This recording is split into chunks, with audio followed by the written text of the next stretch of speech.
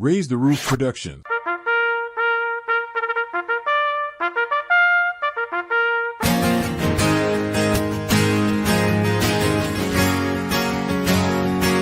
Well, you'll never know the heartache of looking a grown man in the eye, and he asks, am I gonna make it?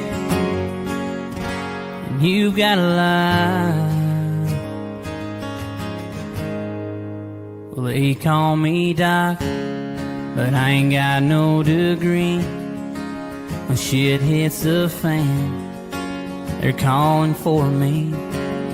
From bluegrass, Kentucky, with red blood on my hands, nobody calls me hero except for my friends. Yeah, they call me Doc.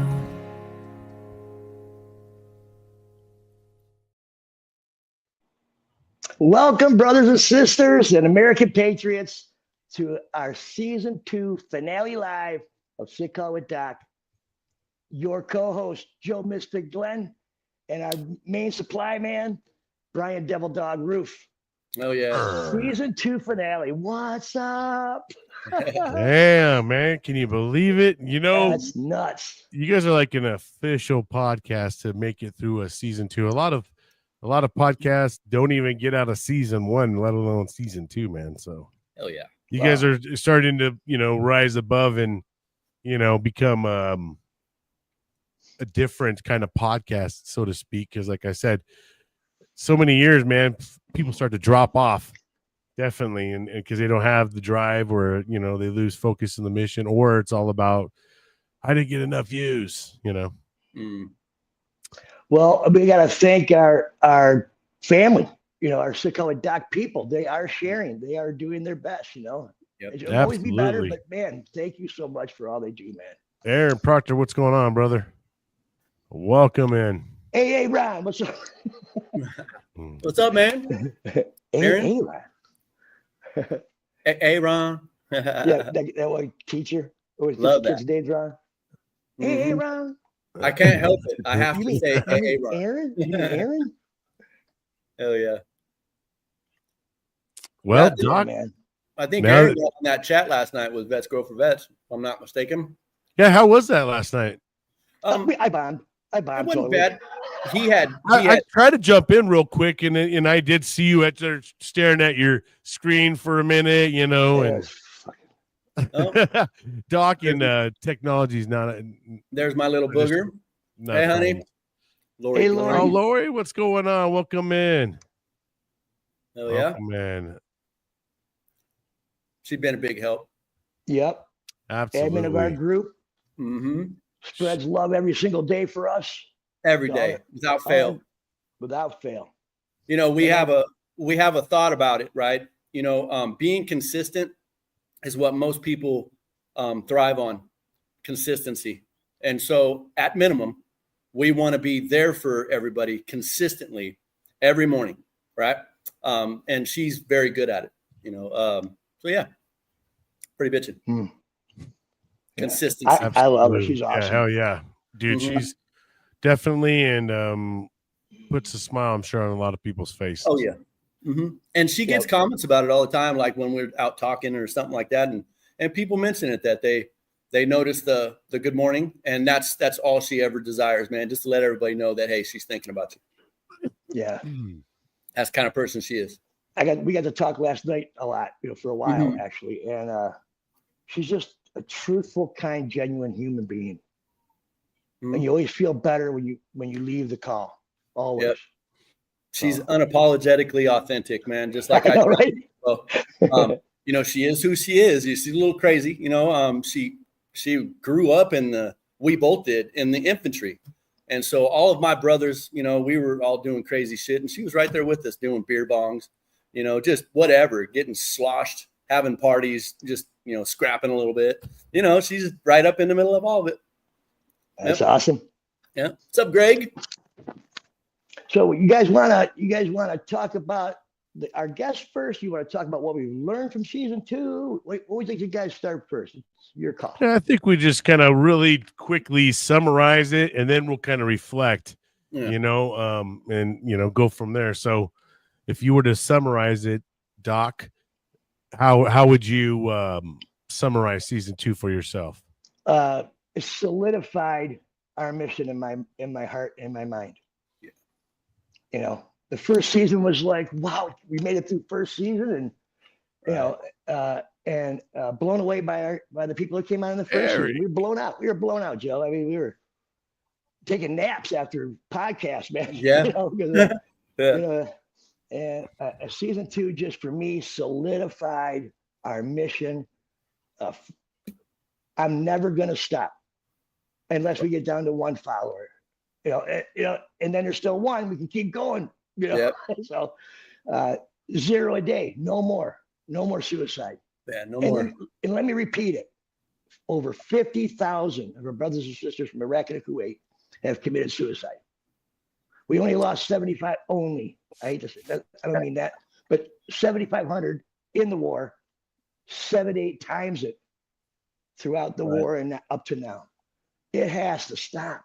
Yeah, we got to stop giving the enemy numbers. That's the way I see it, man. I mean, we're always giving them more numbers, even when they're not even here in present, Something, Rod, that you kind of said before we even really started the podcast going is that you would have, one thing that you really vision is people reaching out to us and things like that. And I think you've definitely accomplished a lot of that, bro. Mm-hmm. We are starting to get that where people are starting to look, come to you guys for guidance, want to be a part of the show. So you guys are definitely reaching things that you set out to do, right? And within the mission. Joe. Well, yeah, go ahead. Yeah. What do you got to say real quick? I was just going to say, that reminds me, people hit me up if they feel more comfortable talking to me, and people hit Joe up if they feel more comfortable with him. 2 different personalities, 2 different guys. But Joe and I rock this thing together. Bryan, with you keeping us in line and loving on us. But Joe and I's personality, we're different, but somehow we blend. It just works. He just brings such a different look to things that people relate to. And absolutely. It's just wonderful. It's just awesome. That's what's making you guys keep on, ticking. And that's why we're already starting to film for a season 3, so, gotta, it doesn't always work like that, man. It doesn't always work where you have two hosts that could kind of, be selfless, so to speak, and not, try to be overbearing in the conversation. You guys are definitely good and know when to caveat it off of each other. Right. And Joe always comes in with that, that knowledge, and you always come, Doc comes in with that charisma, and it's just a good or match, a bad joke.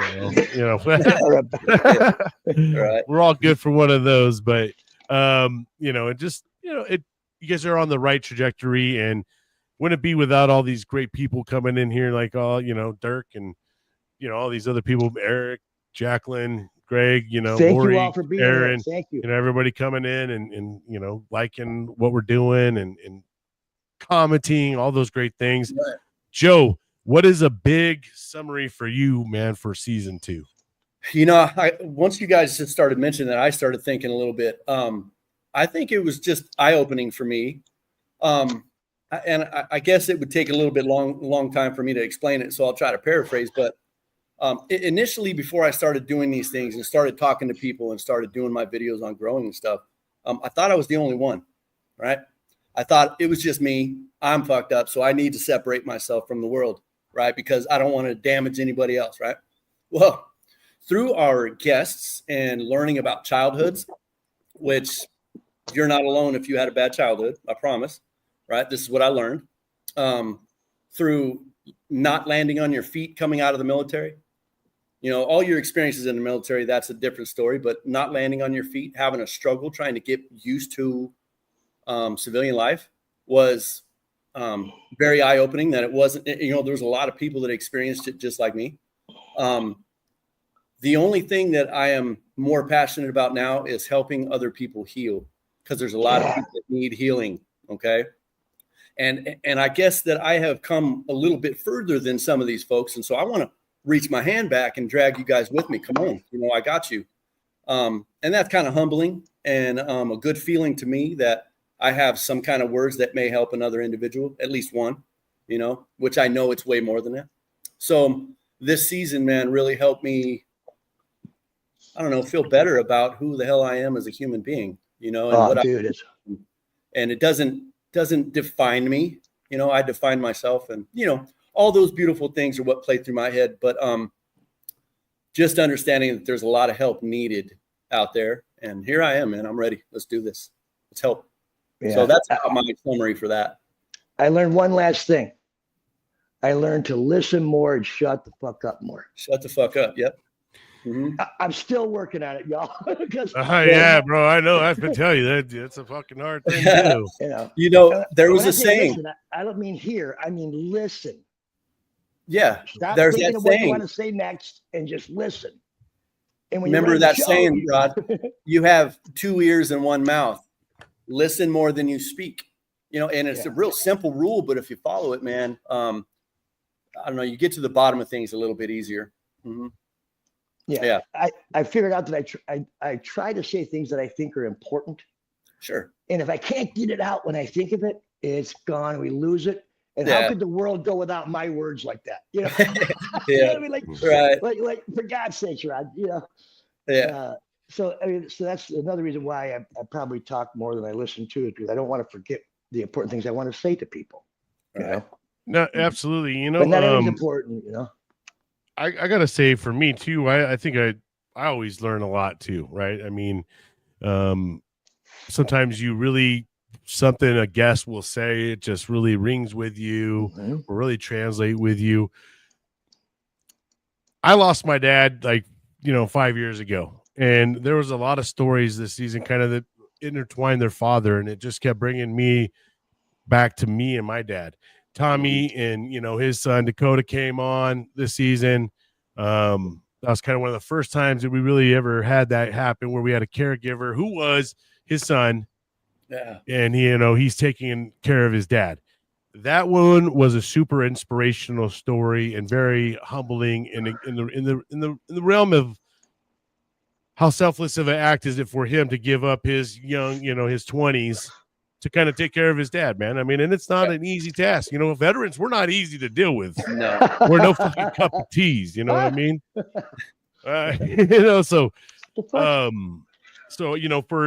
For him to do such a thing, it was very humbling to watch that experience. And it also just brought me back to, man, how great for him too, to kind of have that where he gets to remember that for the rest of his life, that's a time that he's there for his dad, and that's something that's invaluable and will be with him for, endless time. That was a great story, man. It was great having them on and getting a different perspective, right? Like kind of from the caregiver's point of view as well. Yeah. And it was great. As if Tommy Statton's story could get any more inspirational, here comes his son, right? And inspiring us even more. I mean, what a beautiful family for one. And then just the hearts of those two really do my heart well. I can do better just because I know them, I jotted down some notes for each episode. My notes are exactly what we're just all saying. Yeah, man. Yep.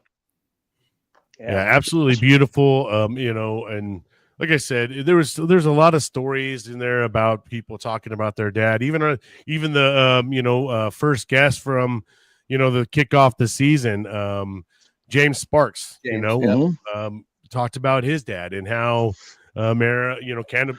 cannabis brought him and his dad closer when his dad was basically on his way out, man, and they were able to, he was kind of there for him, even though he in his heart he didn't want to be there for him, but he knew his dad needed him.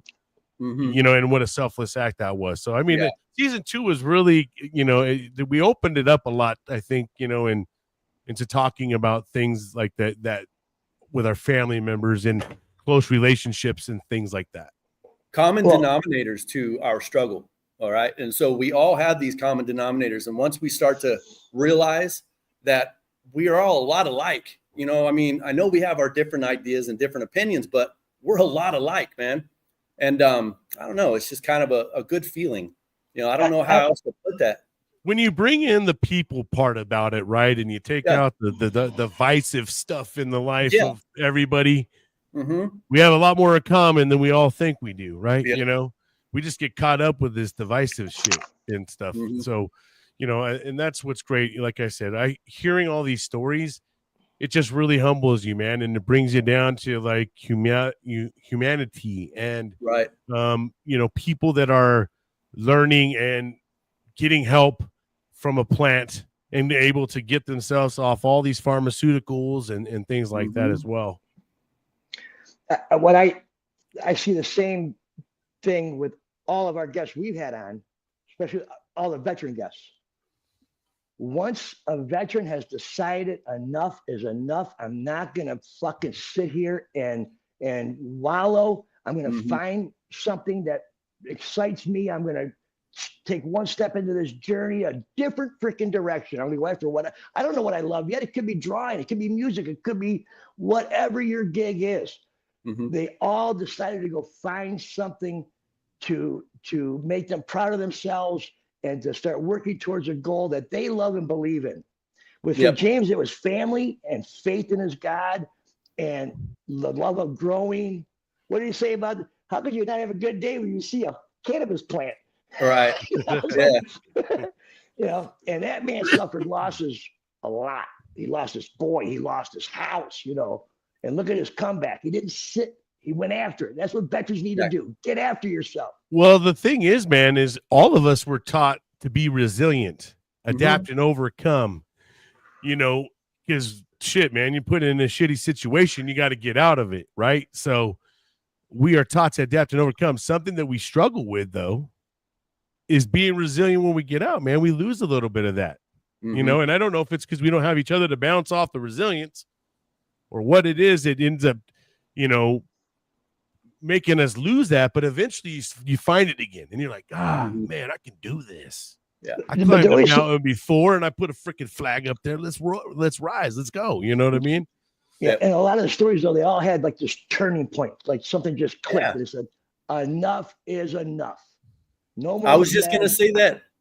That whole point. Exactly. Everyone from season 1 to the end of season 2 and what we've been recording since, I know, right? Every one of them have found a path forward and they have good energy and they have good thoughts forward. Right. And so that's a blessing in itself, just to be able to express how you're going to move forward and kick the shit out of this problem you have, you know, but they personally decided it. Personally on their own. Their own initiative. And that's what it takes, children, bro. Their wife, whatever their thing is. It's a powerful thing when you do it for yourself. It really is. I mean, we do a lot of things for others, but when you eventually realize that, you know, you start putting yourself in taking care of yourself and caring for yourself and not being a selfish person that way, right? How much better you are for everybody else, man. Oh yeah, you know what I mean? There's a little bit of selfishness in everyone that you have to dig deep for, so you could be the best version for yourself and to the rest of the world. Then our second episode was Michael Plumoff. He was the guy that look, there's so many civilians out there fighting for our rights with cannabis. That makes you feel so alone. We had Heidi Grossman-Lepp. She's down here in Detroit with her church, and we've had people from our guests and our listeners have joined her church, spirituality through cannabis and psilocybin and things, and it's helping those people.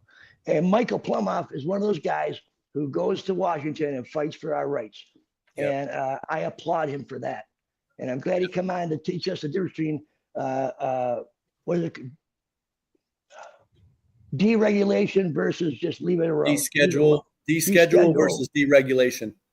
Yeah, he's up there fighting. I mean, he's legitimately fighting for rights. You know, and that's a lot of work in selflessness as well.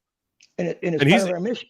Oh, I'm sorry. Right. I'm sorry, brother. No, and you know he's fighting for veterans, man. I mean, and he doesn't have to do that. Right, and it's part of our mission to shed light on organizations or government agencies either helping us or hindering us. And Michael Plumoff is one of those guys that's trying to help all of us. So I was glad we had him on. Then, guys, Oh, it is, man. Eric Moon, number it 3. 100% is, man. Absolutely. I know, third. I'm sorry. Go ahead. Oh, no, you're okay, brother. Go ahead. I'm sorry. No, Eric. No, talk to Eric, please. I don't even remember what the fuck I was going to say, Doc. I listen. Being more, honest, bro. but I talk less. I lost it. I'm sorry, brother. Tommy and Dakota Staten. Yeah, man. We know what you meant, Eric. I did. His boy is now an honorary corpsman. Yes, he is. We did that right on the live, huh? That was one of the first times that we've had that ever done on the show as well. That was the first time. Yeah. He's earned it. He does did a lot of things a corpsman does. And the compassion that he shows to his father is incredible. I wrote down teamwork, the love for each other. Amazed at how Tommy keeps such a positive vibe and attitude. And just how Tommy, looks at his son for everything. Like, I mean, there was a moment even during the podcast. He's like, "You with me? You with me?" And and it's like, "Yeah, I'm here." And Dakota's like his anchor, bro. And just a complete anchor for him, man. And gosh damn, man, I can't. If you're watching Dakota, once again, brother, what you're doing for your dad is absolutely amazing, and God will bless you, man. Absolutely. When you think of Tommy and his situation, somehow you always feel grateful of your own. Right. And they were inspiration to me. 100%. 100%. That was a very inspirational show. Things can always be worse. And and also kudos to Tommy, man, for coming on.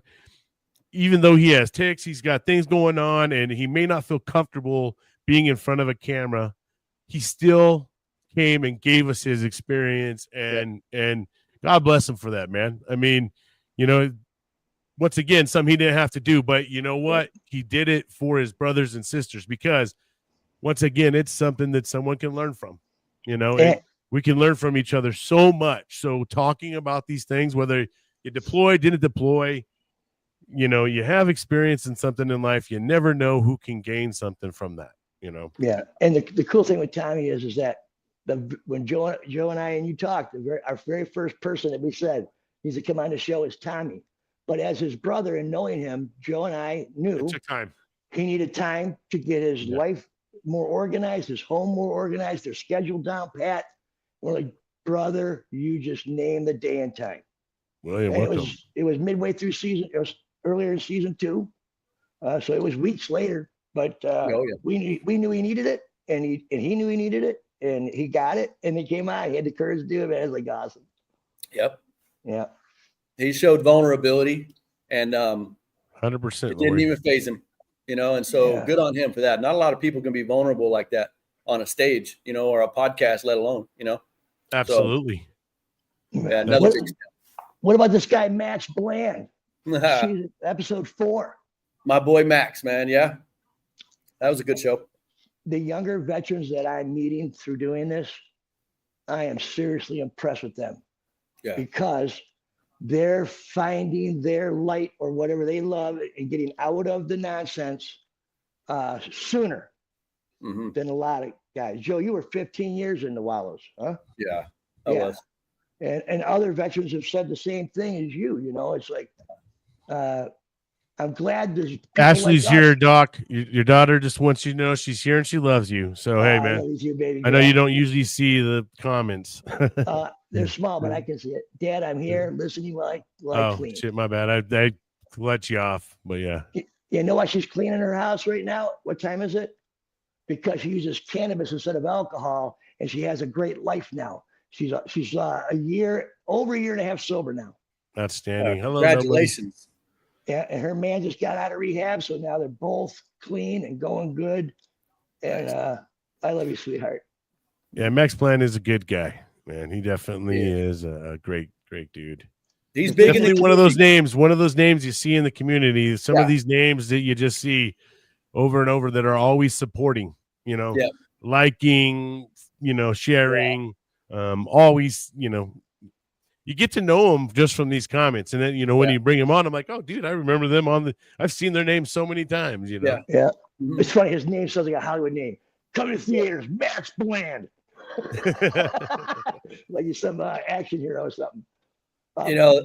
That poor guy though, man, after all the shit he's been through and the struggles that he deals with, and then he has to go to the jail and be that correctional officer.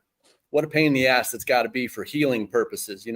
How do you heal when you're around that much negativity and that much, man, I'd just like to say evil energy. I mean, you're there for a reason. You did some bad shit and that's why you're in jail. And so there's got to be a negative energy there. But he's coming through. And so good on him, man. And that's something we don't talk a lot about either, right? Is the first responders, correctional officers, the struggles they go through, Eric Moon, I think even touched it, horrible thing to take on after you've been to war. Hell yeah, man. And then you're getting or not been to war, or even not, Either way, you're just with people that don't have the same mentality probably as you do, don't care about life as much as you do. So Eric Moon, he retired correctional officer, so he knows the game too. And that's right. That's right. Yeah. And so that's a lot of years to be doing that, and good on you for getting through it for sure. And man, with Max, it was the love of his kids and his wife and his family that turned him around. Plus some cannabis. Frederick taking the initiative. It's got to come inside you, man. Come from inside you. You got to want it, man. You got to want to get better. You got to want to heal. Some of us get stuck in that downer. Like, how can I heal? What up, Max? There he is. Speaking of him, what's up, man? You said CO are gay. Are gay? Oh, correct. That's why you get such 4-0 emails, bro. Huh? Ashley, cannabis has helped me so much since quitting drinking. It fights against my MS and makes me superhuman, a superwoman. That's awesome. Nice. Yeah. Max loves his turtles. Turtles. What's going on, Todd? Welcome in, man. Yeah, thanks for joining us, everybody. We're just doing a recap of season 2 here. Yeah, see, Eric did 20 plus. Gosh, damn. And how long 20 plus, man. A lot of guys don't make it that long, huh? No. He was in the service a while too, wasn't he? I don't know how many Mr. years Creed. What's up, brother? 4. Yeah. I can't remember. Speaking of Brandon Creed, episode 5, Brandon Creed, I wrote down true battle. He does so much for so many people while taking care of his wife and 10 children. 10. And I mean, like, he's just got PTSD from kids, man. Shit. Right? Yeah. I had a chance to hang out with him closely at the Ann Arbor Hash Bash for Vets Grow for Vets Facebook group. And I'll tell you what, that man can work a booth. Really? 8 feet around that booth, you could hear Brandon talking to one person and he was just a strong voice, knew exactly what he wanted to get across. And he just ran that booth like a master, man. I was like, I did an edible early and messed me up. I'm like, hi. Hi. I didn't even recognize Jake McGee. We'll talk about that later. But oh my gosh, dude. Doc, I can just see it now, dude. It's kind of strong, but you should be all right. Well, what's one? Went hard in the paint. I had dry mouth in like 8 minutes after I took it. Like, oh shit, here we go. Yeah, but Brandon, man, he's doing chickens now. Talk about a guy finding a passion for things. Yeah, that's what we have to do, Mm-hmm. So he bought a rooster or cock, whatever you call it, and a few girls. They're making baby chicks and they're eating eggs, man. Like, yeah. He made a tent. He made a grow tent into a little chicklet area. I saw the chicks in there. Nice little hatchery. Like, hey, way to make it work, man. Way to use that fucking tent, man. I've had chicken. Well, I had chickens for about 10 years straight. And I loved them, man. They follow me. How happy Doc is. Little puppies. Yeah, he's just stuck in that. He's stuck on happy right now, man. Yeah, I like it. But yeah, I noticed Brandon was getting into the flock. That's pretty neat. Yeah, Brandon's he's all over the place. He's got them all. He's got chickens, kids,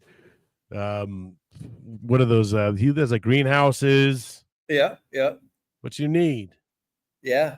He was saying he was pretty inspired about coming on the show when he came on, and it inspired him to kick ass. And I've been seeing him everywhere. He has been absolutely everywhere, just killing it. So good stuff. The Doc will be back here in a few minutes, y'all. Yeah, we'll get him back. He's After Brandon, we had Michael Seach. Which one was that? Refresh me. Oh, Michael Seach. I know what's up. Yeah. Did he do Army? He's an Army. Yeah. Yeah. I couldn't remember what he did exactly. Was he an engineer? Yeah, I think he was an engineer. Some of the sort. Correct. But yeah. I know he had a problem with some drugs and alcohol and stuff like that, but he came through. Alcohol. Found his way. And learned how to, he was saying he learned how to use it instead of abuse it. And so good on. That's got to be tricky business, in my opinion. And so good on him for that, yeah, because a lot of people, you got to just sometimes, if they can't cut it, they have a hard time. They'll fall right back into, fall right back into it all. Yeah, with me, I had to do it all or nothing. It was either I was going to continue on or I had to cut it off, and I had to cut it off. And so much like Rod's daughter, it's been 1.5 years for me, maybe even a little bit better now. I don't know, but we probably quit drinking around the same time. So, but yeah. And then you definitely know what that struggle's like, man. Yeah, man. It was my escape, bro. That's honest to goodness. Every time it got tough, the bottle went up, the beer can went up, and I escaped. And I didn't quit until I did escape. And that was usually about 10 to 12 in, and then most of the time it just keeps flowing, and before you know it, you have a hangover and another hangover and over, and then you have hair of the dog in the morning. And before you know it, it's just a vicious ass cycle that takes everything from you. So, yeah, I drank so hard when I was younger. And I guess, I don't know what it was. And I just kind of drew more into cannabis, I think, where I was just like, I didn't like feeling sick, man. That's one thing is sometimes I don't know how to drink conservatively. Let's just say that, when I drink, dude, I'm going hard and I am all over the place, having the time of my life, and everybody around me is, and then I'm going to be sick, as hell. Well, from I don't know, actually 18 years old all the way to 43, that was my only go-to besides the pills, of course, that they'd shove down your face. But once I found cannabis and then smoked and drank, oh my God, I thought it was the best thing ever, dude. Best fucking thing ever. I was absolutely no problems whatsoever. Then I started realizing the trouble that the cannabis was masking, like, your stomach aches and anyway, it got a little bit too overwhelming. And so I had to quit running, and I faced my demons with cannabis. Cannabis helped me, but a lot of us run from our demons with alcohol. Oh yeah. You try to drown them out a little bit, and try to lessen the sound.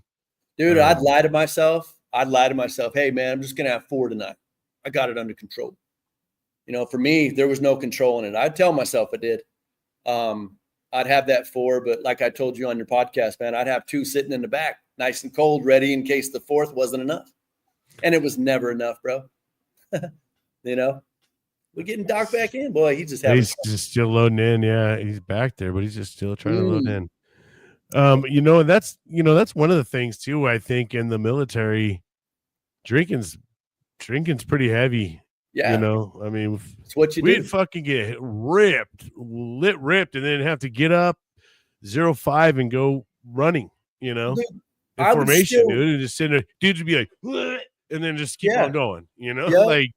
And Eric can attest because he did it with me.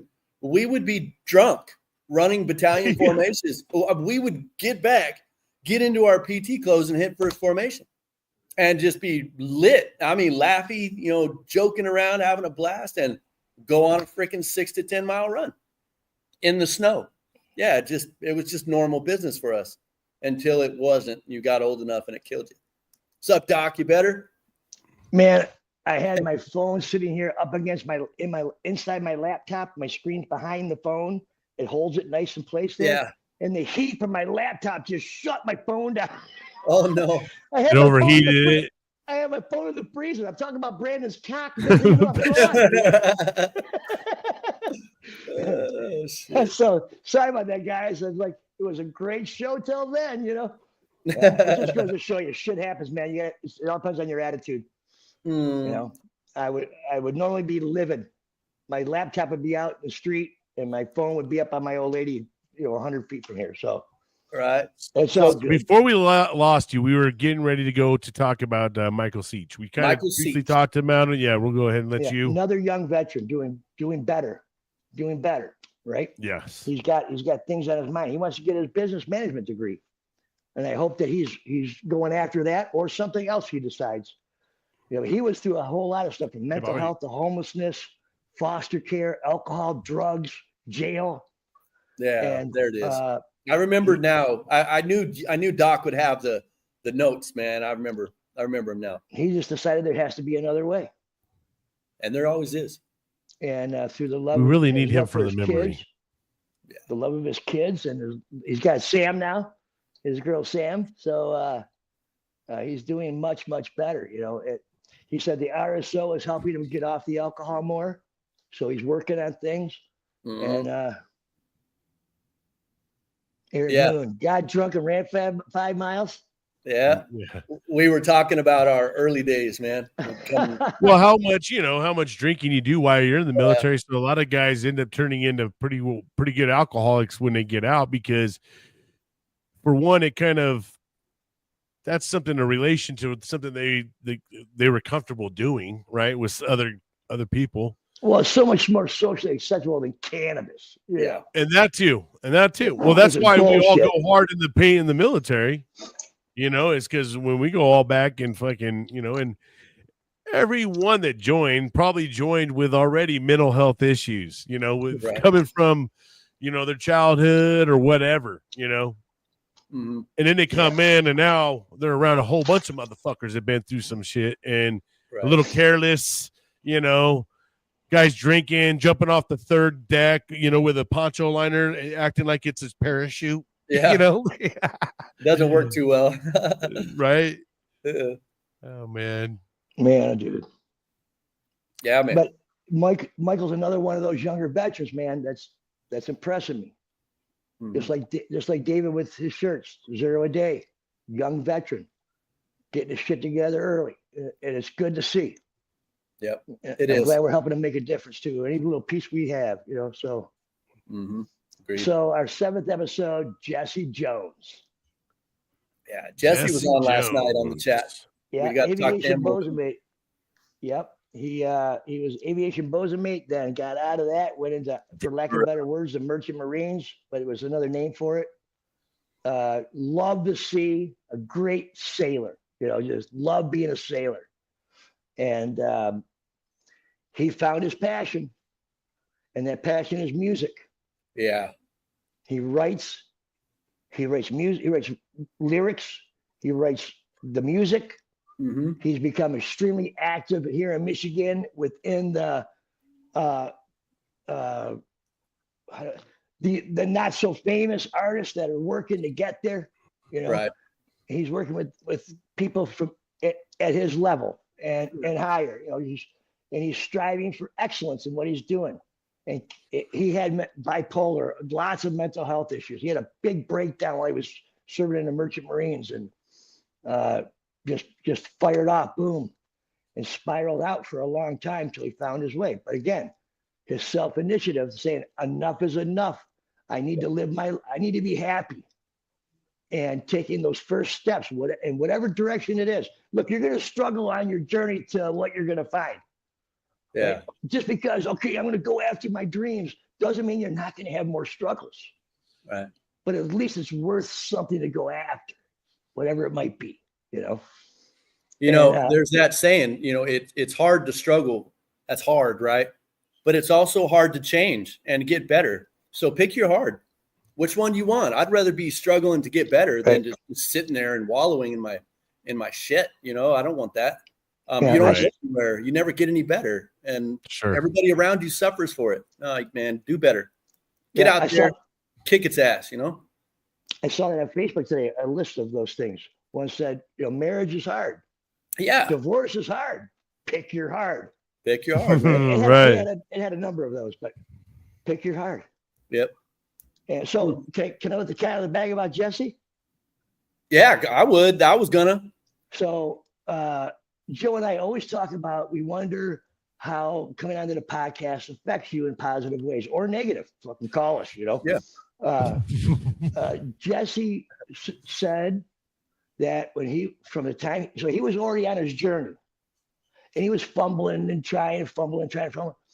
Coming on the show infused him to like go even harder at what he wants to do and stay straight and keep on his meds and do his cannabis and whatever he's doing to stay mentally fit and sound. Mm-hmm. And the guy's just fucking rocking and rolling. And he said it was coming on our show that charged his batteries to get after it harder because he was starting to see himself slipping from his what he wants to do with his life. Yeah. And so we're bringing him on as a rerun. I don't know what you call it. No, he's just a second appearance, man. He's gonna make his second appearance, and he's gonna talk about, what the show has done for him and things like that. Because, hey, and that's what it's all about, is inspiring. We want to hear that inspiration. So he's gonna come share a little bit of that as well. Update. Right. Update. Yep. And so, Frederick, it's hard to fail and keep going, and that's all because, man, we're all taught not to fail. Yeah. On the other side of failure when we're in the military is sometimes means death for someone, either yourself or someone around you. Right. So it is really hard for us to decipher when we get out to accept failure. I think that's a big thing in the veteran community. And one of the biggest,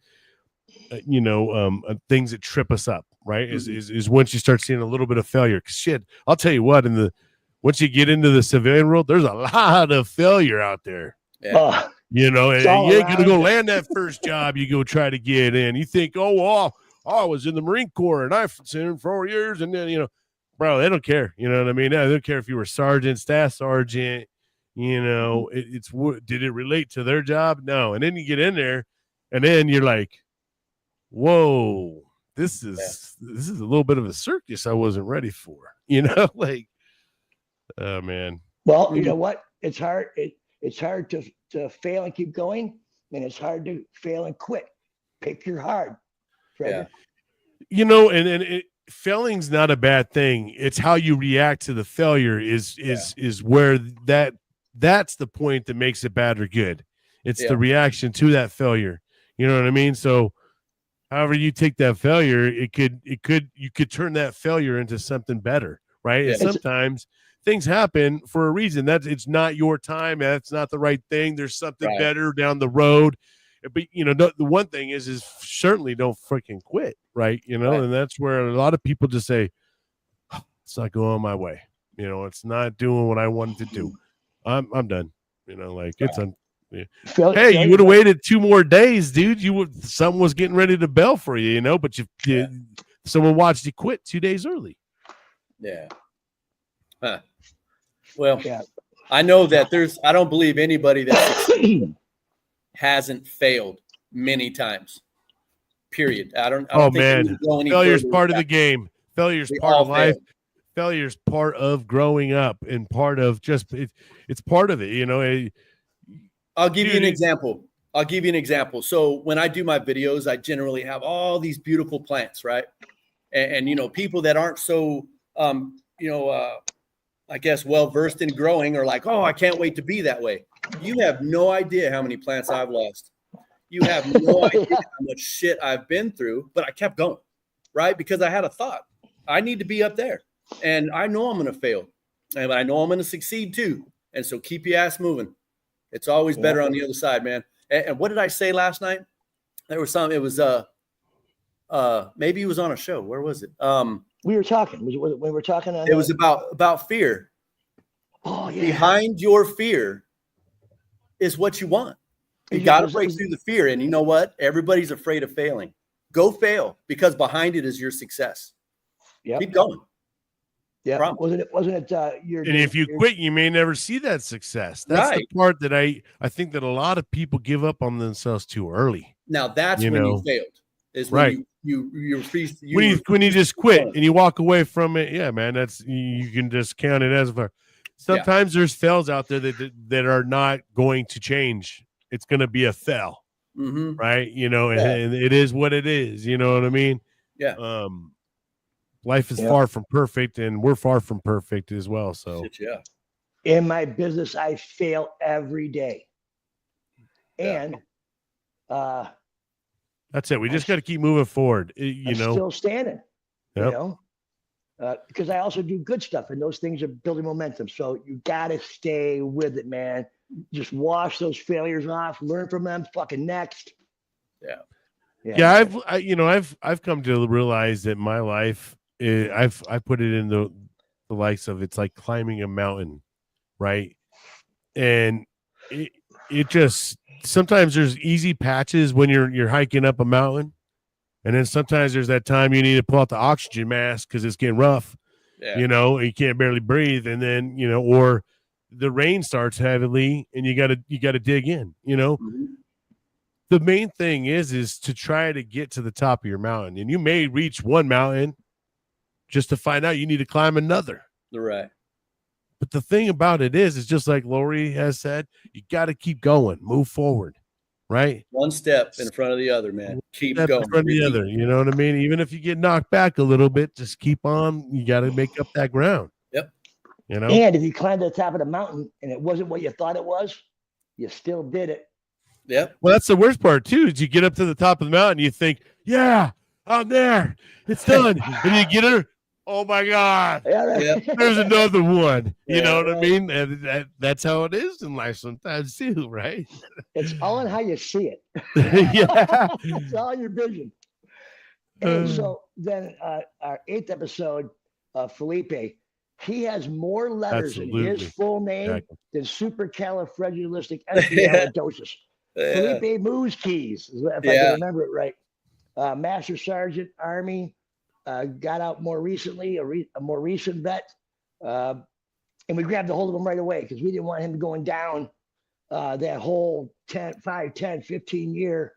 What am I going to do with this? You know, and struggle. And it was so cool. I'm so thankful that Joe got with him and is helping him in his transition years. Correct. It's years. Transition is years. Yeah. You know. Yeah. Well, and, you know, what a super guy too, man. One of the things that sticks in my mind with that episode was, and I probably told him this before, you know, and after while we talked, but he was having trouble being motivated, getting motivation in order to go do stuff. I know this feeling, and I know everybody that I talk to knows this feeling. And so we had said, if you have a project, a task, okay, say doing laundry, all right? Everybody hates laundry, right? But you got to do your stuff, right? So if you're going to procrastinate and you know that you're going to end up not doing it, take all your laundry over to the washing machine, all right? Lift up the washing machine.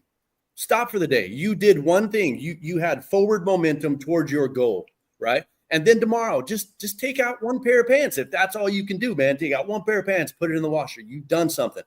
And by that mentality, you will keep going and you'll get faster and better and you'll do more and more and more. Now, with those things that we had told him, I guess he had taken that seriously. And that's how he's been motivated into continuing on, going to work out every morning, you know, doing all these other things, man. And I'm proud of that dude, man, for kicking ass, man. You know, his office was a complete wreck. Yeah. He totally organized it out. Yeah. Well, you know what, man? A lot of it is a lot of people want to boil the ocean, right? And sometimes we got to take things and turn them into pond sizes, something that's more manageable, man, you know, or pot sizes, whatever you got to do to boil it. Amen. But, you know, sometimes we really work against ourselves and get in our own heads. And sometimes just talking and having these conversations brings up clarity. Yeah. You know, that's another reason and a part of our mission is trying to help others. Maybe they're in a fog. You know, maybe they're in the darkness. So here we are with our flashlights. Hey, we're over here. You know, hey, we're trying to get, you know. And another thing, I don't think he knew that other people go through this. I think just like how I was in the beginning, I thought it was all me. you know, and man, I can't Only tell you. this shit. I feel embarrassed, you know. And he did 20 years, right? 20 plus? years, yeah, master sergeant right there. Yeah. So after, you know, the more indoctrinated you are, you know, and yeah, it's harder to kick all that. You know what I mean? Yeah. And so once he felt that, you know, other people experienced this too, he was off to the races, man. He didn't feel so like he's lost, you know, and so he didn't feel lost anymore. And now you can't stop the dude. He's got battle buddies now. Yeah, man. That's what's up. And a little side note to this episode is this was the first time the fellas had to roll without me.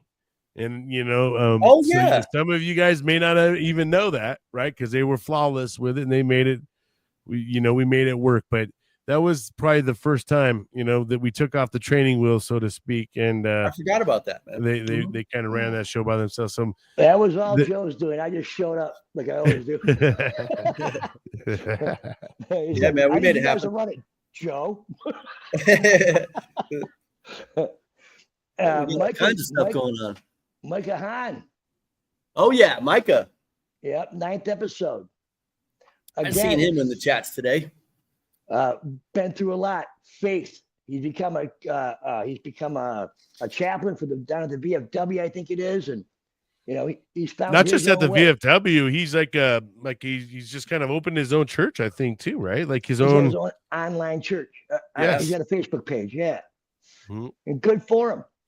Yep. You know, he took his own initiative, got tired of the way things were, and made a decision. Facts, stuck to it. Mm-hmm. And I'm happy for him, man. Yeah, man. Kia Baker. Nah, you are, bro. Kia. Yep. Yeah. Kia, man, she was a firecracker, man.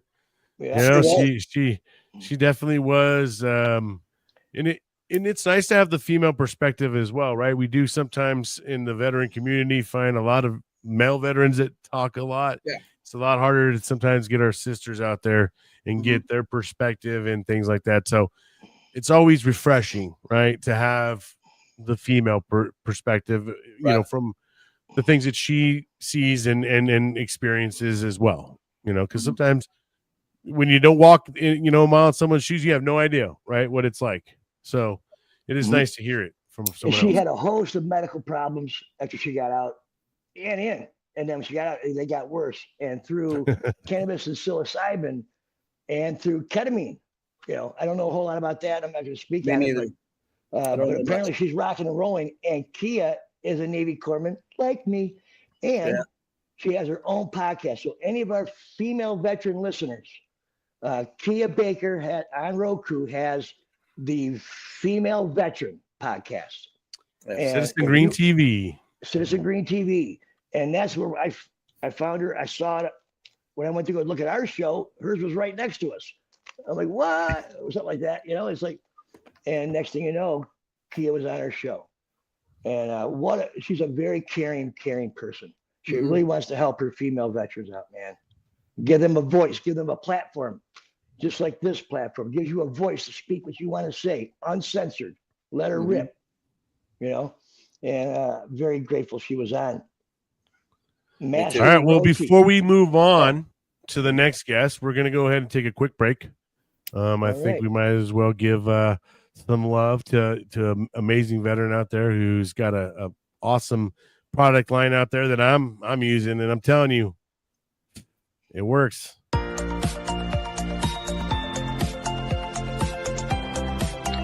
Hey y'all, Hot Rod Wally here. Finally, a revolutionary nutrient line that puts the needs of you and your plants first.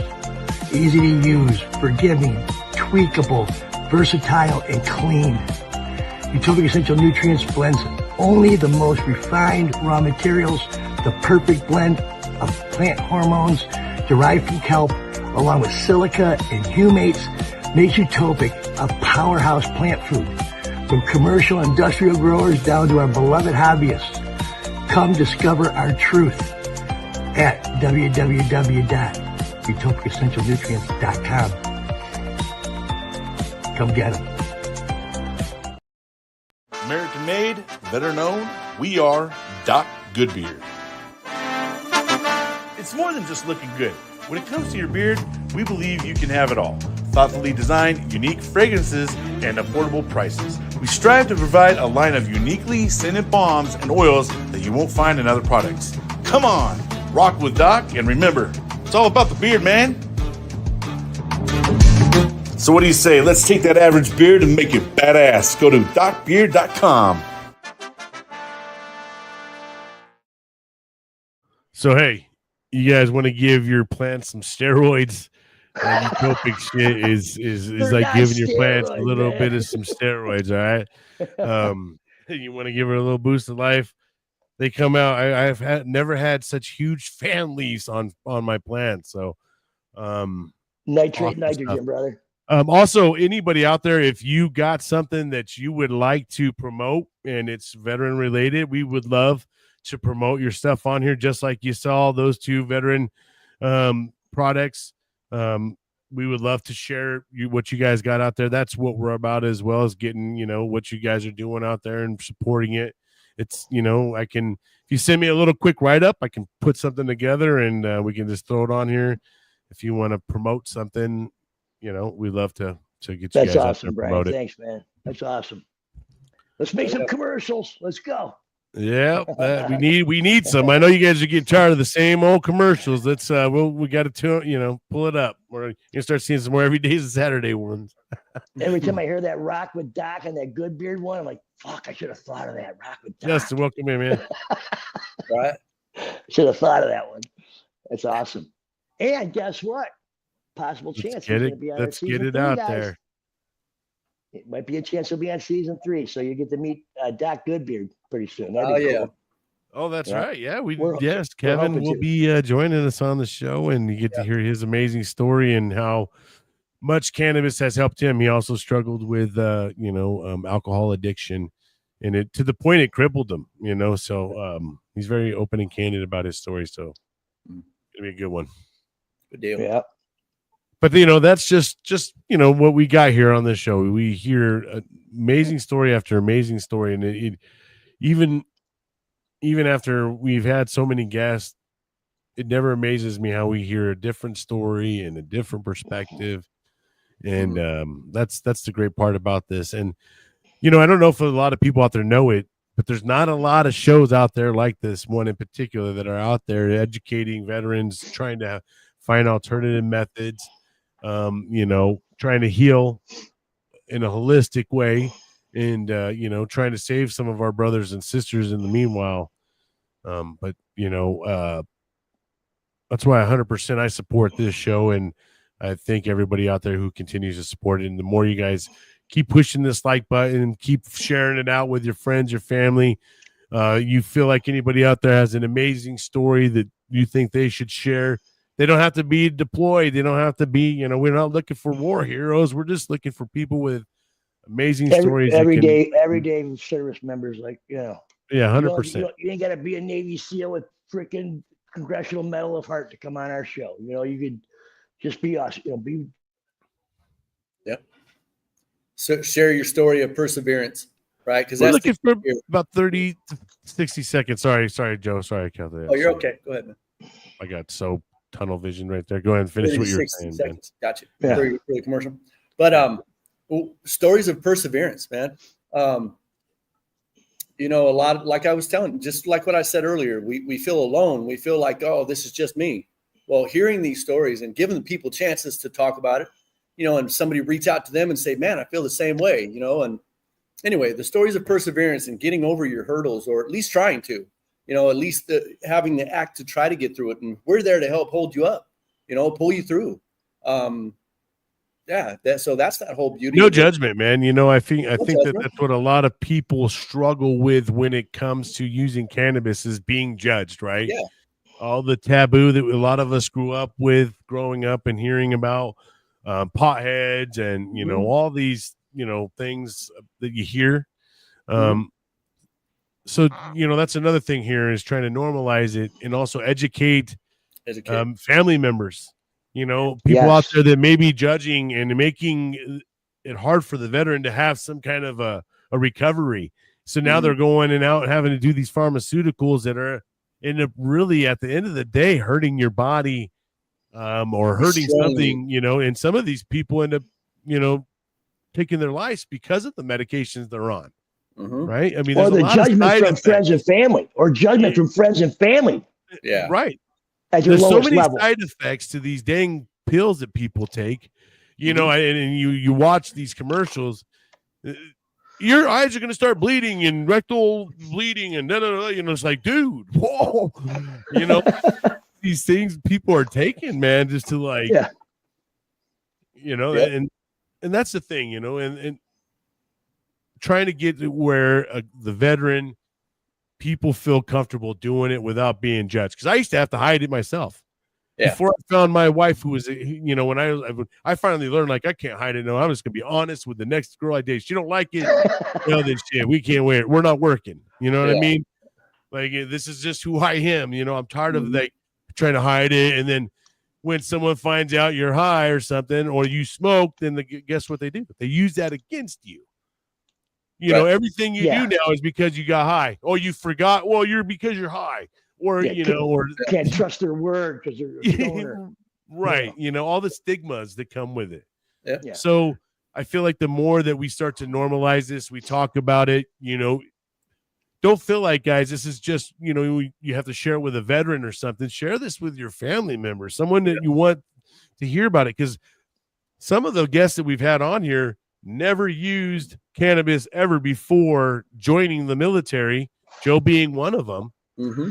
And then when he, you know, later down the road for Joe, it was when his boys were adults, you know, and he decided he was going to try it with his boys, you know, and then all of a sudden it clicked for him, like, whoa. I started healing. And look at it, and look how long that took Joe, though, right?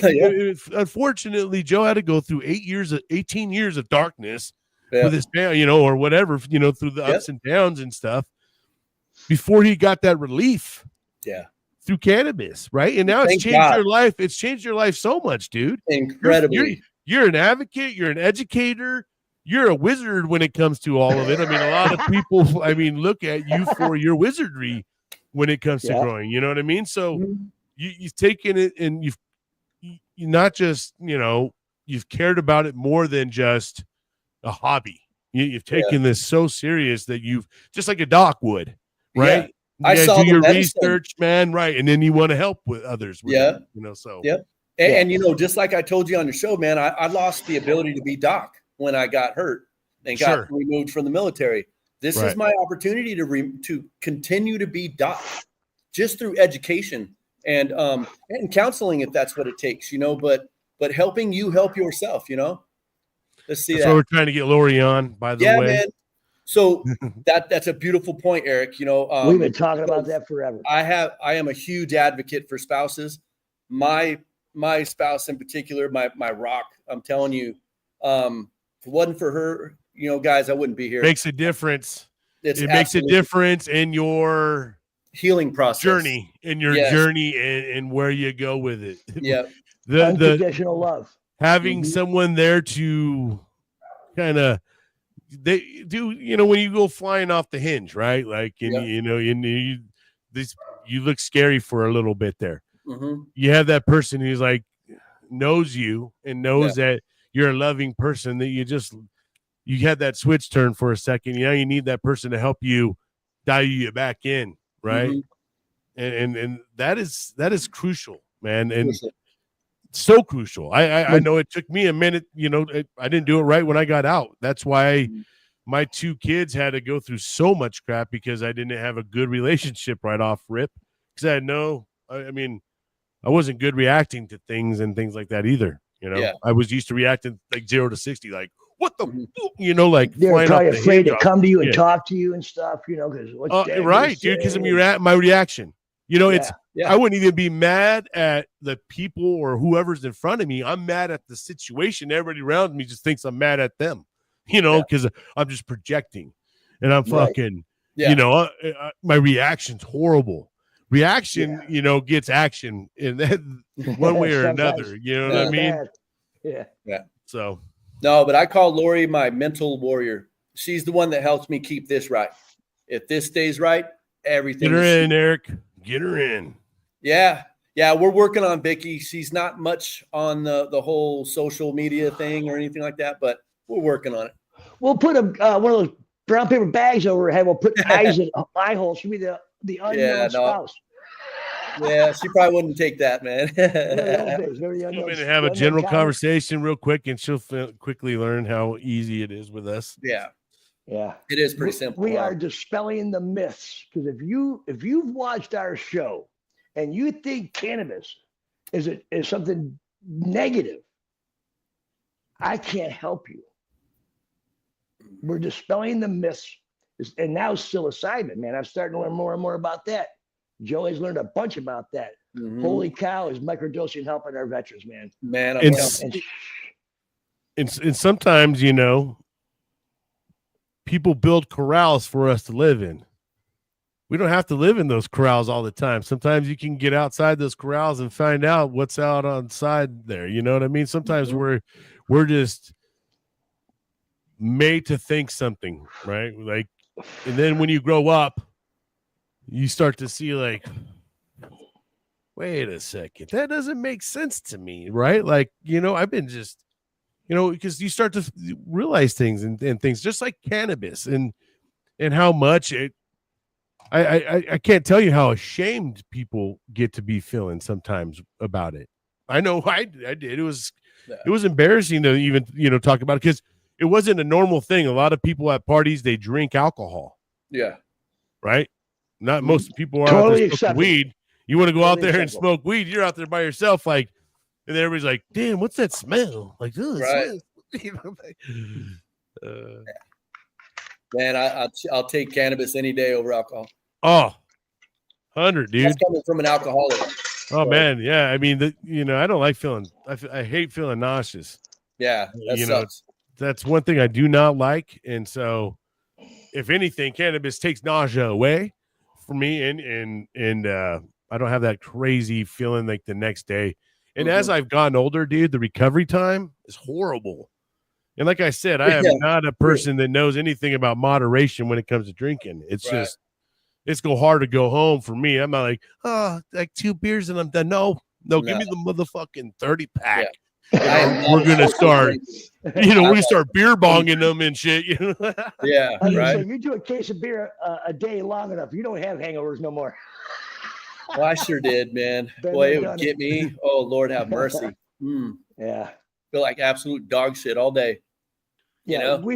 When it comes to the spouses, we haven't quite figured out. We were trying to do like a group spousal thing, and that's probably not the way to go. We're working out between the three of us. We're a team. We vote.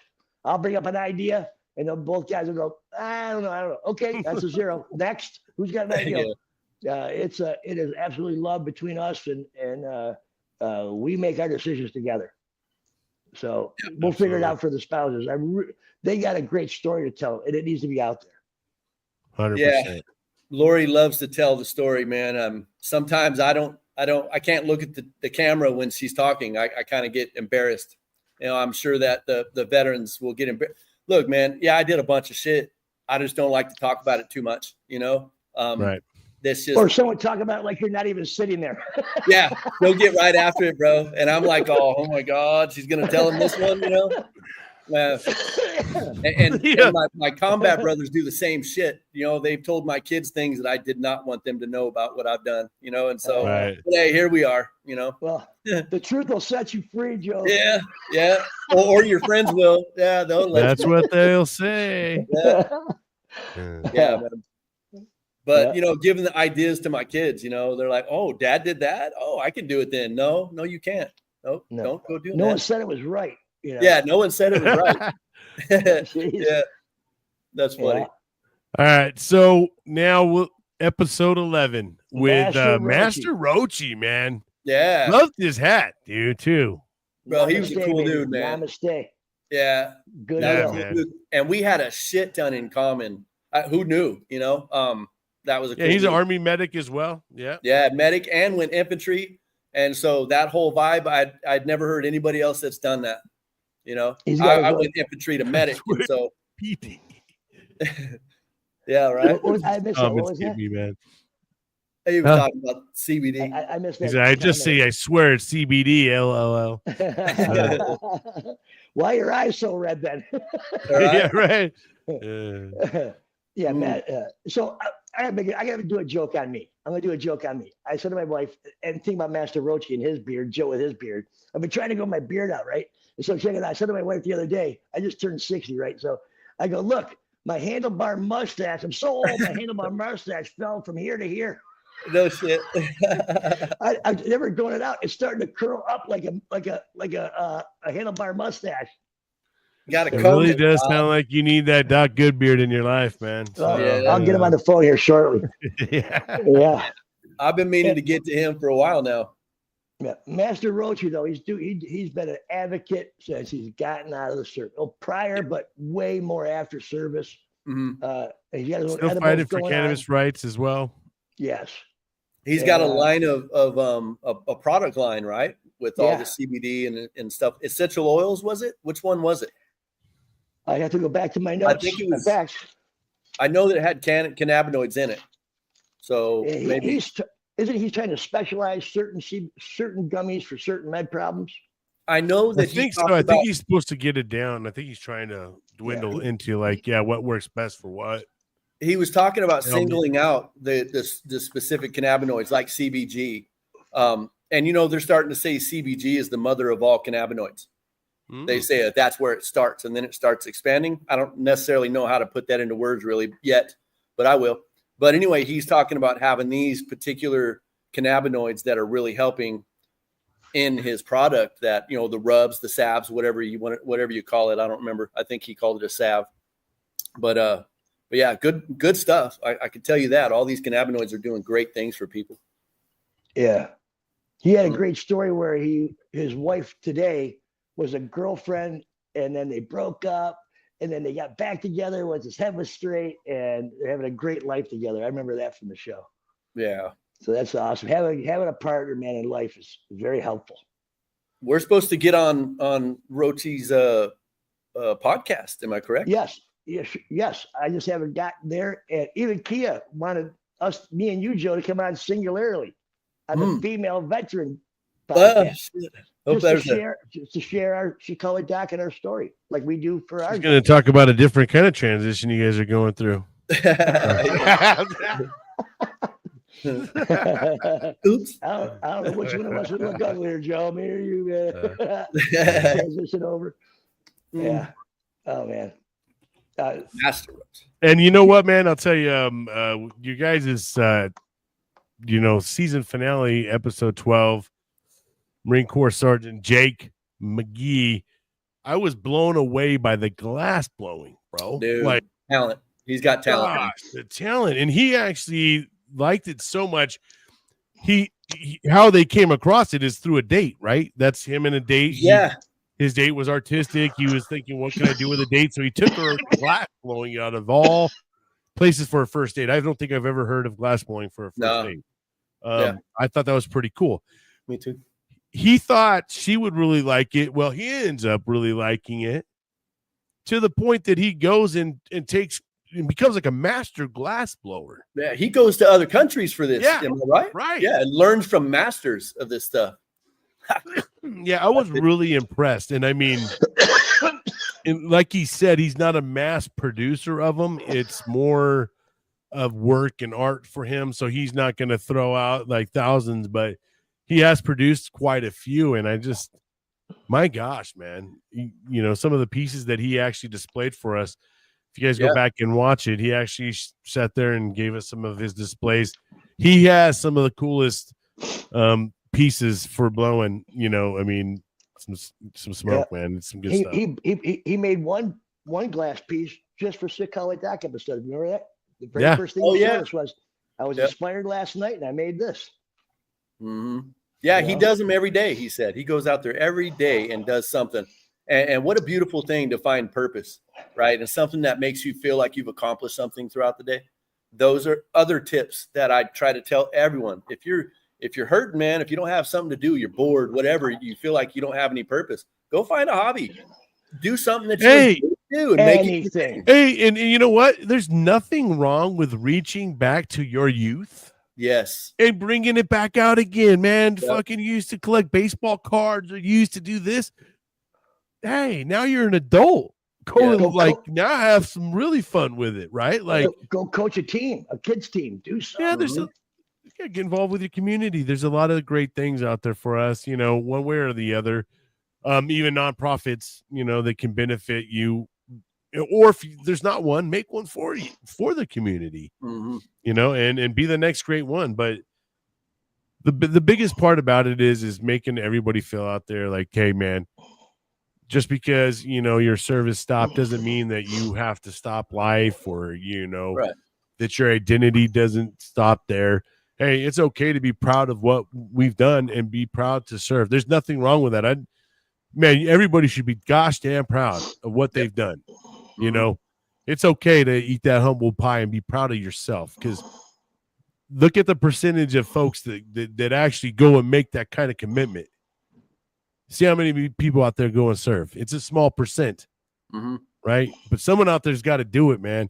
And, thank God for the young people out there that are still willing to go put on that uniform, even when sometimes it seems like or feels like the country's against them, that they're still willing to be go against the norm, because they know that they got to serve something bigger and better than themselves, right? Yeah. So, that's, like I said, it's a really big burn to each and every one of us when we hear that one goes down.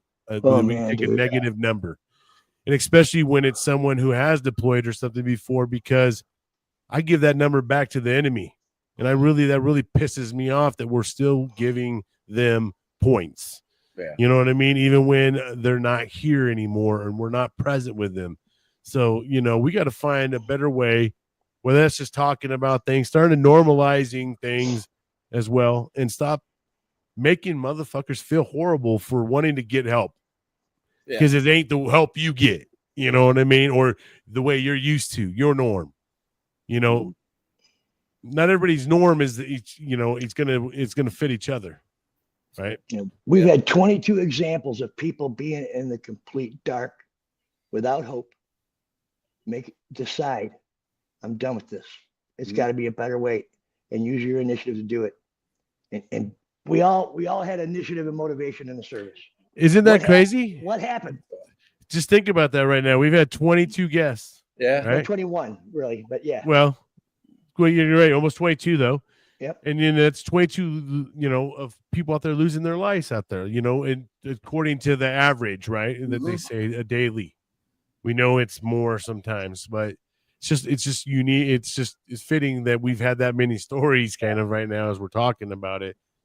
Yeah. And Sicko and Doc didn't save them. They saved them. Nope. Yeah. We're just but there's stories for other veterans to see that. Yes. Yep. Exactly. Because, we do want to help. It would be foolish, right, with all the technology that we have right now, not to put a manuscript or something out there for the younger folks to see, right? Mm-hmm. The ones that are in their early 20, 22, 23, getting ready to get out. Yeah. Because, hey, they did their 4 years happily, and for some people, 4 years is enough. It's enough for them. Mm-hmm. For some of them, they want to keep going, and God bless them. It's even that much harder for a person to remove themselves from that the longer you've been in, I assure you. Yeah. The longer you're in the service, it's that much harder to get out. It's a lifestyle at that point, Yeah. 100. It has become your identity at that rate. Yeah. Yep. Yeah. I still act very military. I still act the same way, man. For the you most can part. remove me from the Marines, but you can't remove the Marine from me. Yeah. That's the best way I put it for myself, because there's just so many things. Like I've even told my wife, it's like I just have muscle memory with it. They've instilled it so much to me when I only did 4 years, and I've been out 21 years or something like that. I've been out for a while now. Mm-hmm. But dude, I still hold so many values that the Marine Corps taught me. And I still have so many attributes that they taught me. And some people may look at it as good. Some people hate it, but for me, it's a way of life. And it's my life now, and then I just, I want us to help each other as much as we can. You know, there's a lot of people in their own pits. There's a lot of people that just don't know how to climb their own mountain. Some of us has got to reach down and start pulling our hand down there and help them. You know what I mean? You start checking on each other too. You know, that's a big thing. That's you know, making sure that your friend, your brother, your sister, they're doing okay. Not just, how are you? I'm good. When you hear that, I'm good. That's sometimes that's that glossy thing that they just, you know, they're trying to get you off their tail for a second. Maybe they don't want to share something. I know sometimes we don't like to pry, but sometimes it's necessary because you got to get there before they start getting on that damn, you know, edge. If there's people from your, I was going to say, there's people from your service that you remember, that you were battles, and you haven't talked to them in years. Why don't you Facebook and check it? You know, do a little searching. See if you can find one of your old battle buddies, female veterans and male veterans. So might just save their life. Yeah, and you might be the call where they're down at the river, getting ready to do something, and out of fucking nowhere, you call. Hit them up by messengers, you know what I mean? Like, that's how it happens. It happens like that a lot. Yep. So reach out to your fellow veterans, man. Reach out, see how they're doing, especially when the ones you know don't have nobody, man. Speaking of which, like Eric, right? I hadn't talked to Eric in, had to be 25 years, 20 years. We had been without, you know, talking to each other. And then I had met my brother Keith, which I've talked to you guys about him before. And through Keith, you know, I got lined back up with Eric. But all those years went by. Once we started talking, dude, it was like we had never left each other, man. It was like we were just the same dudes.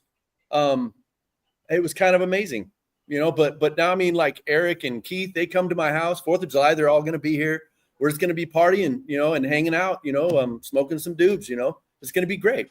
And that's just lifetime brothers of mine, man, that are gonna, and it's just beautiful. Good times, bro. You know, right? It truly good times, bro. You know? Yeah. Good stuff, man. But reach out to your folks. Yeah, because you know what? Don't forget how much fun you had while you were there. I mean, we have so much more ability to reach out and talk to each other. There's FaceTime, there's Zoom. There's all this stuff now that we can actually see each other face, you know, each other for the face. You don't have to, you know, but hey, see how your friend's doing, you know, gosh damn, go see like they got 3-4 kids by now. Like shit. Oh shit. Like your dad or your mom. Wow. You know, like, you never know though, how much that could actually really mean to them, you know, hearing from you. Because, you know, don't think that you're forgotten. You know, there's a brother, there's a sister out there that always thinks about you. Hell yeah. Social media in general, folks, for me, broke me out of my cycle, like social media itself. And that was through Facebook and the veterans communities. I sat in the comfort of my home, in the darkness if I wanted to, all the doors locked, shades drawn. I was just that hermit. That's who I was, man.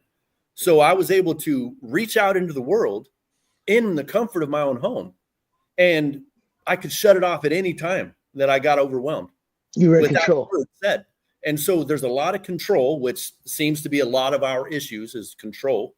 So I controlled my environment, but I was able to go and kind of fulfill some wants and needs of, you know, exploring and talking to people about cannabis, you know, and then it just blew up from there. And look at me now. I'm doing podcasts, man. We're on season 2. You know what I mean? And it's just amazing. You know, and it can work for everybody else too. Just got to go try, you know, and want to, and go see how it is, man. Yeah. You can do anything to set your mind to it. I posted it in the the group today. It fits everything we're saying. Yeah. The Admiral speech. If you want to be successful in life, make your bed. Make your bed, man. Yeah. Get up, make your bed. Even if your whole day fails, everything was shit the whole day. When you go to get in bed, it's made. And you're like, oh, that's always better, isn't it? When it's made. A made bed is actually way better to get into. Actually, I'll be honest with you. There's something about a made bed that gives you one step that day. You did something good. If you're at that level, if you're down there, make your bed. Make your bed. Yeah. You were talking about earlier, Joe, different way. Little wins, man. Find Yeah. some little Little win. babies. Even, Yeah. say you want to start walking again, or you really want to get yourself into different shape, man. You don't got to go miles, Yeah. get to what feels comfortable for you. Go, Mhm. got a set of stairs, go up them more than once, go twice, and then the next Forget thing, something in your car and go back down and then come back up. Something. that's the problem with us. So we think that we got to get right there right away. Yeah, no. No, I'll tell you what, I ain't running no damn 10 miles right now and going to be Right. okay with that. Right. I know that. Right. Hey, can I Tabs, plug a not veteran? tip. Can I plug a veteran real quick? I just dawned on me. I didn't want to forget. Can I plug a veteran? Yeah. There's a couple out there actually called Van of Valor, if I'm not mistaken, guys. Yeah, they've been on my show. Great people. But yeah, I was blown away by their story, guys. Yes. I'll just urge everybody to go check them out. Yes. They're great. What was It's the name pretty cool. again? They're a married Van- couple. Right. Mm-hmm. Dan. So- Brian, you know them. Van of Valor. Yeah, Van of Valor is who they are. They're a married couple. Kevin is a Air Force veteran who has a Purple Heart with Valor. He was actually a combat photographer. Yes. So he actually was embedded with the front lines. He was with MARSOC, with all kinds of people, taking photos while rounds were going down range and coming at them. To the point where they took an RPG and everything. I think that's where he got his Purple Heart, from the shrapnel hitting him in the neck. But just an amazing story, man. And he just really was kind of hit rock bottom, kind of met his wife. She happens to be a college student, and she is studying human anthropology.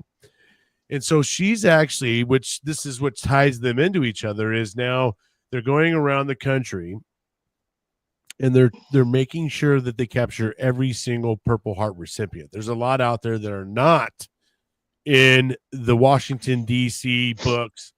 They're trying to make everything that they do and all the so they're going to see Purple Heart recipients. They're going to take the stories and they're actually putting them all into the archives in the Washington, D.C. They're handing them all in.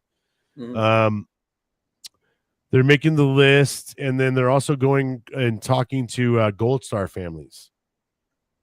But, dude, they traded their life in, and they're now living in a van. It's a FedEx van that has over 280,000 miles on it or something. And they just are literally going to doorsteps of these folks and doing live interviews with them. On donations. Yes. Wow. They're out there So on quite the the road story. every day. Yeah. Quite the story. Van of Valor. Check YouTube them or Google, find them and check them out. Van of Valor. For sure. Interesting. Yeah, it's a wild story, because I've never, for one, you hear of a combat photographer, right? Yeah. And I'm like, dude, I didn't even wow, how much things did he capture though that is out there now that could save the next warrior or things like that, he literally caught so many people taking their last breaths or even giving their last shots. They talked about that. Yeah, man. I mean, he just literally got some of those were the last photos that were ever made of these people. He got their last shot, so to speak. Yeah. So, touching story, man. Root of mine. Go root of mine. Oh, yeah. Interesting. Well, brothers, what a great show.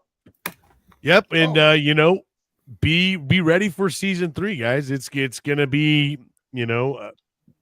these guys we keep going. I mean, and you'll be surprised with the people that we've already talked to, the ones that we're getting lined up. There's still going to be some really amazing stories out there. Yeah. And just please, nothing else. If you guys have Spotify, Apple, any of those things, even if you don't even listen to it, you just have it on there, please go give them a follow, things like that. It really helps them with their algorithm and growing their show.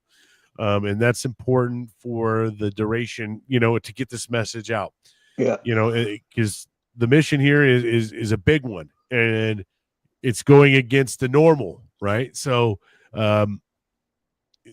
these kind of stories and things need to be heard, and we need to get this out there, and we need your guys' help.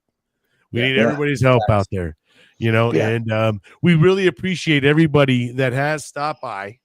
Aaron Proctor, Lori, Eric, Stephanie, Frederick, Rachel, Eric, and Brandon, she's Justin, a lot of people, Jackie, Frederick, I think I've already said that, but hopefully I'm trying to read everybody, Max, just so many people stop by, and Todd, thank you guys for stopping by. We have over 28 reactions. That's amazing. Those kind of things will help this grow, and like I said, without you guys, the show doesn't go on, so. Yeah. With podcast, one of the bad things about podcasts, you got to have numbers. Yeah. And we didn't start this for numbers. We started this, we did, but I don't know. It's one of those weird things, man. It's a trade-off. You want your message to get across. You want everybody's story to be heard, so it's a double-edged sword. And we do live in a life of where everybody has very short attention span, and can only hack 5-10 minutes if you're lucky. But we're happy that anybody comes by and gives us a little love, a little bit of some support. It really, like I said, it threads the needle for these guys. We're going to keep on trying to produce the best show we can. And also, if there's someone out there that that has a great story, they're using,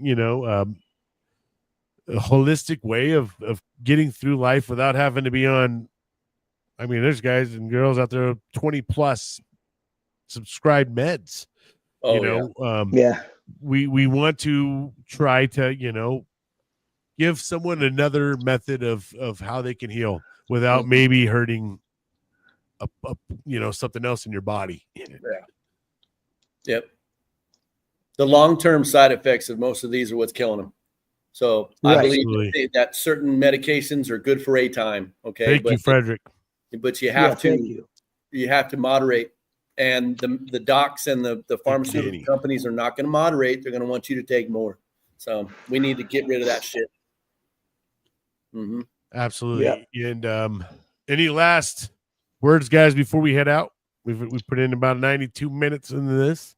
Thank you. Just thank you, guys. Thank you. Yeah, thank you guys. Thanks to our guest. Come in and stop in for 10 minutes and then go check us out later on Spotify, man. Yeah, man.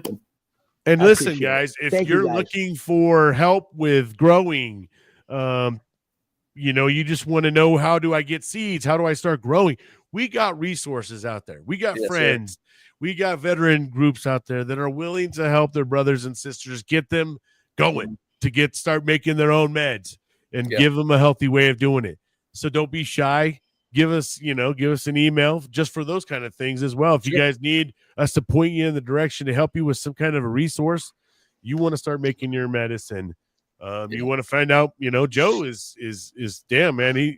You want edibles, what you need, we have a lot of people out there that have this knowledge and they're willing to share it. Right. So, please don't be shy, reach out.